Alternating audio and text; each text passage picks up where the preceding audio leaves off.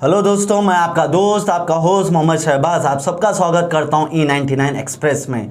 जैसा कि आज की टॉपिक हमारा हर दिन के जैसा आज हमारा फिर एक बार शो आ गया है सीधी बात शहबाज के साथ। आज के शो में एक अफसोसनाक वाक़या जो हमारे शहर हिंदुस्तान में हो रहे मॉब लिंचिंग है। क्या ये मॉब लिंचिंग क्यों हो रहा है, इसकी क्या वजह है, कब से स्टार्ट हुआ, आइए जानते हैं हमारे टीम मेंबर से मिस्टर समीर से। मिस्टर समीर, आपका वेलकम करता हूं सीधी बात शहबाज के साथ के शो में। आवाम को आप बताइए कि मॉब लिंचिंग है क्या, ये हुआ क्यों स्टार्ट? मॉब लिंचिंग का मेन मीनिंग ये है कि मर्डर है, उसका नेक्स्ट मीनिंग मर्डर है। मॉब लिंचिंग जो है ना प्रीपेड प्लान है ये आरएसएस के एजेंटों का और बीजेपी के जो है ना एजेंट जो है ना उन लोगों का प्लान है mob lynching, targeting only for one religion, it is only इस्लाम।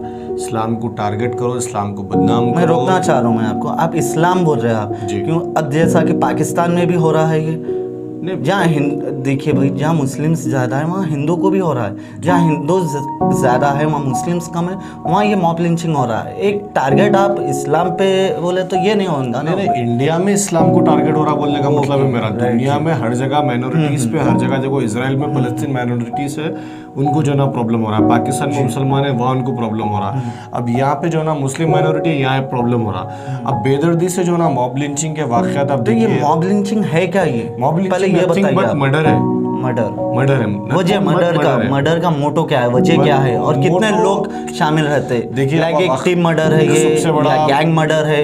नहीं, ये टीम में इसको आप टीम मर्डर भी बता सकते हैं, इसको प्लान मर्डर भी बोल सकते हैं, इसको जो है ना नाम कमाने के लिए आप प्लान बना के भी जो है ना आगे बढ़ने के लिए अपनी राजनीति सीखने के लिए भी इसको ये प्लान बना सकते हैं आप। वजह नफरत इतनी नफरत देखिए, अगर आप पूरी दुनिया के उसूल देखिए, जब आप इस्लाम के खिलाफ बोलेंगे जब आपको इज्जत मिलेगी।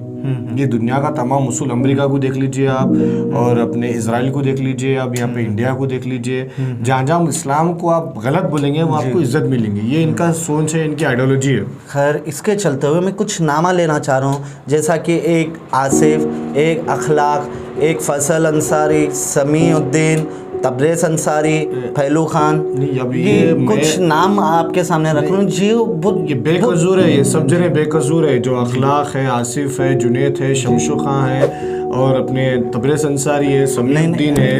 अखलाक का आप देखे, आप कैसा हुआ अखलाक और तबरेज़ का।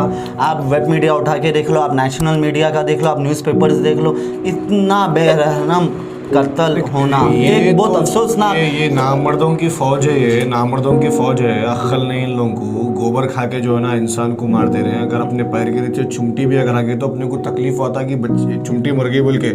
आप एक इंसान, आप भी इंसान, वो भी इंसान, तो उसको आप झाड़ पे बन के लगातार पूरी रात मारेंगे, सुअर का गोश्त खिलाएंगे, शराब पिलाएंगे, उसको पेशाब पिलाएंगे गाय का, तो किस हद तक जायज़ है? क्या इंडिया में जो है ना हुकूमत में थर्ड डिग्री में भी पुलिस वाले नहीं करेंगे? नहीं भाई, पुलिस वाले भी नहीं करेंगे, इससे बुरा लिमिट्स क्रॉस कर रहे हैं। क्यों कर रहे हैं? ये मैं वही बोल रहा हूँ ना, राजनीति सीखने के लिए। अखलाक को देख लो, अखलाक के घर में घुस के लेके आके उसकी बीवी बेवा हो गई, उसके बच्चे यतीम हो गए, हालांकि उसका बच्चा इंडियन एयरफोर्स में है, हालांकि मिलिट्री में हिंदुस्तान की फिजाओं की जो है ना उन्हें रक्षा कर रहा।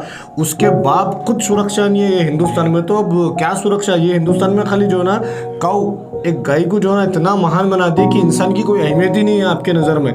गाय मर गई, अरे भाई गाय मारे ठीक है, कहीं रूल्स है, रेगुलेशन है, कोई अगर गलती करा तो लिख जाओ, उसमें ऑडियंस कोर्ट में डालो, पुलिस में दियो आप उसको। यहाँ कायदा कानून है, यहाँ पे क्या थोड़ी हुकूमत थोड़ी आओ बोलो मार दो, ये थोड़ी चलेगी। आप जैसा बता रहे राजनीति इन्वॉल्व हो रही, तो राजनीति में कौन से पार्टीज है? राजनीति में लीड रोल अगर कोई प्ले कर रहे हैं तो वो आरएसएस है। आरएसएस की आइडियोलॉजी घटिया आइडियोलॉजी है। आरएसएस अब तक जो नाम कमाए हैं, ये लोगों को कमसीन हिंदुओं को, कमसीन हमारे हिंदू भाइयों को जो है ना उन लोगों उनका माइंड ब्रेन वॉश करके जो है ना तमाशे करके अपने को पावर में है। BJP is nothing but RSS ही है। बीजेपी नाम ले लो आप, आरएसएस ले लो, दोनों इज इक्वल टू है, दोनों इक्वल है। और साथ साथ आप देखिए, मैं अपना डिस्कशन हुआ था सुदर्शन न्यूज पे, ये भी वन साइड तक टीम चलाते, इनकी तरफ से हेट्रेड पैदा होता। अब खान सर का भी ले लो, खान सर भी जो है ना इस्लाम के खिलाफ रिसेंट शो में हुआ था ये, तो ये कहीं ना कहीं ये मोटिवेशन बन रहे हैं हिंदू पर्सन। बिल्कुल बनेंगे ना, टीनेजर्स को कुछ भी मालूम नहीं। अगर आज आप भगवा झंडा लेके बाहर निकल जाओ तो आपको इज्जत मिल जा रही है, इस्लाम बोल रहा, अगर कोई हिंदू अपने हिंदू भाई के साथ ये होता था तो हमारे इस्लाम के लोगों को, अपने मुस्लिम लोगों का क्या रहता आपको एक था? चीज़ बताना चाह रहा हूँ मैं। एक दरिंदा आया था पाकिस्तान से, कस्साब, उन्हें हमारे हिंदुस्तान के मुसलमानों को मार दिया था। कौन ठहरे थे उसके साथ? हम ठहरे थे क्या? हम तो हिंदुस्तान के साथ ठहरे हुए थे। हमारे जर्री भी दर्द ही नहीं है किसके कस्साब के लिए। उसकी खबर पे जाके कोल्ले मारा बोले तो ये मार के आता, मेरे को खुशी होती है। हम हमारी आवाम को भी, एक सेकंड, हम हमारी आवाम को ये बताना चाहिए, पहले हम सब एक हिंदुस्तानी हैं, ना हमारा गिनती इस्लाम से, ना मुस्लिम से, ना हिंदू से, ना सिख से, ना ईसाई से। पहले एक इंसान बनिए। ह्यूमैनिटी इज नंबर 1 है। आप ह्यूमैनिटी को देखना पड़ेगा, नहीं तो देश कोलैप्स हो जाएगा, वर्ल्ड वार 3 हो जाएगा अगर आप इसी तरीके से गलीज ना राजनीति खेलेंगे। आज कुर्सी पे बैठेंगे, 5 साल के बाद उतर जाएंगे आप, किसी के खूनों पे कुर्सियों को सजाएंगे आप, लेकिन फिर आप जो है ना कुर्सी पे से उतरना है आपको तख्त पे उतरना है। अगर आप किसी की मुसलमानों की राजनीति करेंगे फिर आपको वापस जाना है, ज़मीन की ग़िज़ा बनना है, राख की ग़िज़ा बनना है, मरेंगे तो सही ना। तबरेज़ अंसारी को 27 साल का बच्चा जो है ना उसको लेकर के झाड़ पे बन के सुबह से शाम तक मार दिए।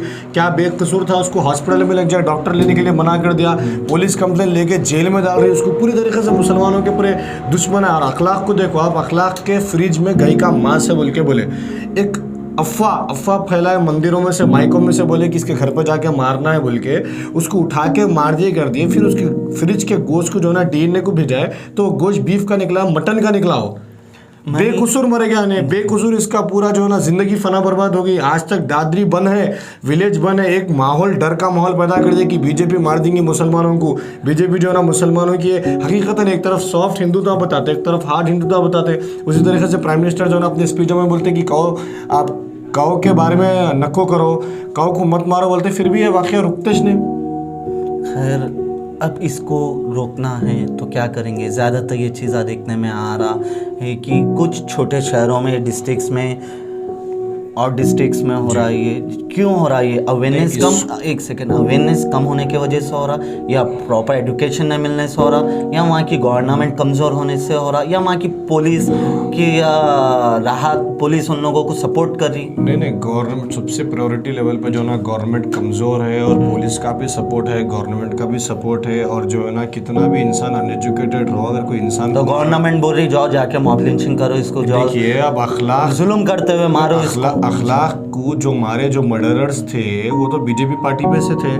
अब उसमें से एक आदमी का A1 का जेल में उसका मर गया होने, तो उसकी मैयत को जो ना हिंदुस्तान का झंडा लगाए कि इन्हें हमारी माँ को कोई अगर मारा तो इन्हें मर गया बोल के उसको सैल्यूट कर रहे हैं, उसको वंदे मातरम पढ़ रहे हैं, उसको किस हद तक जायज़ है? क्यों उसको बोल रहे हैं? क्यों उसको कर रहे हैं? तो अब क्या सबक क्या मिलेगा ये आगे चीज़ों में? अगर कोई ये जैसा कि आसिफ, अखलाक, फैसल अंसारी, ये तबरेज़ अंसारी, समीउद्दीन, पहलू खान, ये लोग शहीद में आते हैं ना, शहीद में है ना, तो अब इनको मारेंगे तो अब इसका सोल्यूशन कि क्या है? उसको भी ये शहीद का दर्जा दे रहे बोले तो ये क्या है? ये कुछ कॉन्सेप्ट समझने नहीं आ रहा। क्या समझ में नहीं आ रहा मालूम है? क्यों उसको आप अगर शहीदी का दर्जा दे रहे हैं तो आगे चल के आप एक जनों को जो ना बोल रहे हैं कि और मारो इन लोगों को, हम तुम्हारे साथ हैं। इनडायरेक्टली ये मैसेज पहुंचाना चाह रहे हैं। दूसरी मोस्ट इंपॉर्टेंट चीज़, अगर ये बंद करना है ना तो आपको पार्लियामेंट में जो है ना एक कानून लाना पड़ेगा। कुछ जो भी मॉब लिंचिंग करेगा, यहाँ पर हुकूमत है, पुलिस है, लॉयर है या कोर्ट है, यहाँ पे एक दस्तूर से चलता है हिंदुस्तान। ये तो हाई कोर्ट का भी एक 7-8 पॉइंट्स उनके थे, जिसमें से एक पॉइंट आप जो बोल रहे हैं कि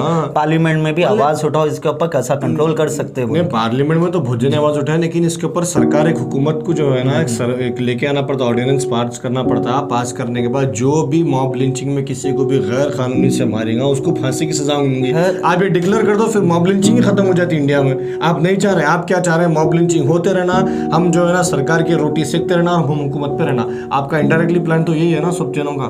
अब जैसा कि पहलू खान थे,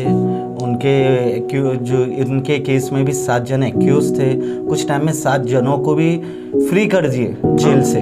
वही 3-4 लाइक बाइज्जत बढ़ी, तो वजह कुछ प्रूफ्स नहीं मिले, या उनका इन्वॉल्वमेंट नहीं था, या पुलिस कहीं ना कहीं कमज़ोर थी, या गवर्नमेंट सपोर्ट था। नहीं, देखिए, जब आप एक मर्तबा एक वीडियो रेफरेंस से अगर आपको इंसान को जेल में फांसी की सज़ा भी दे सकते हैं, तो वीडियो रेफरेंस से आप उसको बाहर भी निकाल रहे हैं। इस पर गवर्नमेंट सपोर्टिव है, इसमें पुलिस सपोर्टिव है, इसमें जो है ना लोकल लीडर सपोर्टिव है। ये सब जने सपोर्ट होने के बाद जब इनका इतना जिगरा हो रहा ना किसी को मारने के लिए, आप जाके देखिए तबरेज़ अंसारी की बीवी जो है ना बेवा होगी, उसकी बेटी है वो यतीम होगी, अखलाक का पूरा ख़ानदान बर्बाद होगा। एक बड़े ज़ईफ़ साहब पहलू खान असम में जो है ना उनकी गाड़ी पे मांस लेके जा रहे हैं, उसको उन्हें ड्राइवर है बेचारा, उन्हें कांटा ने लेके जा रहा, उसको मार दिए। एक छोटे बच्चे से लेके बड़े आदमी दाढ़ी खींच दे रहे हैं। आप किस तरीके से जो है ना मुसलमानों को कई को परेशान कर रहे हैं। आप इसके ऊपर आवाज़ उठाने वाले बहुत कम है लोग, आवाज़ नहीं उठा के जो है ना अपनी रोटी सेकने वाले कम है। इसके ऊपर आवाज़ उठाने वाले नहीं है कोई, मगर ये चीज़ को कंट्रोल करना है। तो आपका क्या एक क्वेश्चन या आंसर हो सकता है गवर्नमेंट से? क्वेश्चन भी कर सकता, आप आंसर भी कर सकते। स्टॉप करना है तो कैसा स्टॉप करना, एक हमारी आवाम को बताइए कि ये चीज़ को ख़त्म करना है, क्योंकि हिंदुस्तान नहीं चाहता ऐसा कुछ मॉब लिंचिंग हो, चाहे वो हिंदू भाई हो या हमारा मुस्लिम भाई हो या कोई भी मज़हब का भाई हो। ये चीज़ को रोकना है। सबसे पहले हम अपन ये चैनल से ये मैसेज देंगे कि जहाँ जहाँ जो स्टेट में जो है ना गाय का मांस खाने पे प्रोहिबिटेड है वहाँ नहीं काटना। आप कानून के खिलाफ नहीं जाना। अगर आप कर रहे हैं तो जो लोग मिलकर पकड़ के मार रहे हैं उनको, तो पकड़ के पुलिस को दे दो। यहाँ पे कोर्ट है, वकील है, पुलिस है, वो लोग क़ायदे कानून करेंगे। दूसरी चीज़ अपन जो है ना नेक्स्ट टाइम अगर कोई मॉब लिंचिंग हुई तो आप जो है ना धरने पे बैठो, हुकूमत पे प्रेशर डालो, बोलो क़ायदे कानून लगाओ इसका। ये कब तक लोग ऐसे मरते जाएंगे? 2014 से स्टार्ट हो गया ये तो बंद होना ज़रूरी है इसके ऊपर। अगर आप कब तक बेजानों की जो है ना ऐसी जान लेते जाएंगे कि उसका ख़ानदान कबीला कुछ भी नहीं है क्या? कौन देखेंगे सब लोगों को? इसकी तो आवाज़ उठाना सबसे ज़्यादा ज़रूरी है। हुकूमत को चाहिए कि आप अपनी नाकामयाबी, सबसे बड़ी नाकामयाबी आपकी कि आपके दौरे हुकूमत में सब चीज़ें हो रही हैं मुल्क के। शुक्रिया बहुत बहुत आप अपनी राय बताने के लिए आवाम के लिए। तो मैं आवाम को भी एक मैसेज देना चाहता हूँ कि ये चीज़ों को बाइकआउट करिए। कोई मज़हब नहीं बोलता ऐसा करने को। अगर आपको हमारी ये वीडियो अच्छी दिखी तो इसे लाइक करिए, शेयर करिए, कमेंट करिए। और अगर कोई क्वेश्चंस आप लोगों को पूछना है या कोई और नया कॉन्सेप्ट पे हमें शो बनाना है तो आप हमें कमेंट बॉक्स के ज़रिए बोलिए। देखते रहिए E99 एक्सप्रेस। हमें दीजिए इजाज़त। शुक्रिया बहुत बहुत।